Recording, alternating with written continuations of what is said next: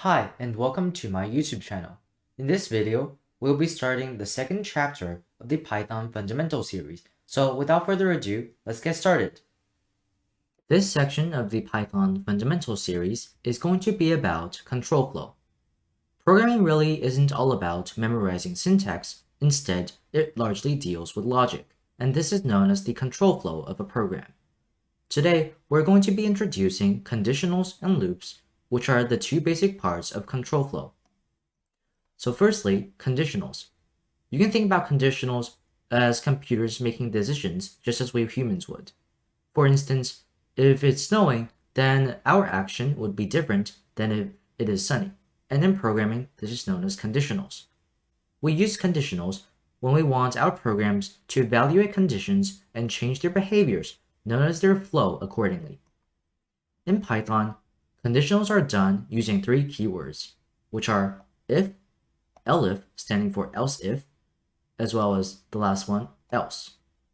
Looking at this cell, we can see num is assigned the value of 10, and this is the conditional part of this program. If num is greater than 10, and then we will write a colon here, and the next line will be indented. And then we will write statements that will run if this condition is true. Else if num is less than 10, colon, print number is less than 10. Elif number is equal to 10, print number is equal to 10. Else, meaning none of the three previous conditions are run, else we would run this line of code right here. So if I run this program, we can see number is equal to 10 printed out because this is the block that is run. And next, loops. Loops are used when we want our program to repetitively do the same thing. Looking at the cell, we can see print hello is written 10 times, so it will be run 10 times. And while 10 times doesn't seem like a lot, if we print out hello or do some other action 1,000 times or even more, then that will be a super tedious and long program. So that's when we use the for loop. For loop is one of the two main types of loops in Python, and for loops are iterative. They iterate through a sequence data and execute statements once for each item in the sequence. Let's look at this example. A for loop starts with the keyword for, and then a variable name, which we assign in the loop, in, and then the sequence that we want to iterate through, and then the statements that would be run each time the loop is run. So if I run the cell, we can see A space W, O, R, and D printed out because for each character in this string, this statement would run, and the character would essentially be A, and then it will be space, and then it will be W, and then O, R, and D. The basic structure of a for loop is for temporary variable in sequence variable, we would run the statement that we want to run each time. The other main type of loops in Python is the while loop.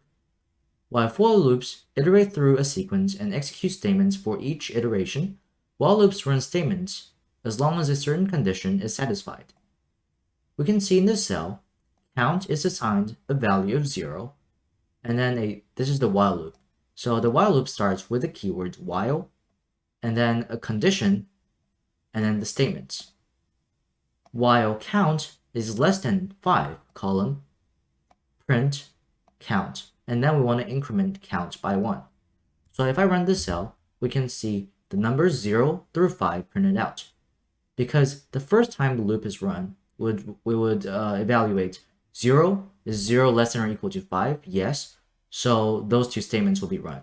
And then now count would be equaling 1. Is 1 less than or equal to 5? Yes, and that would run again.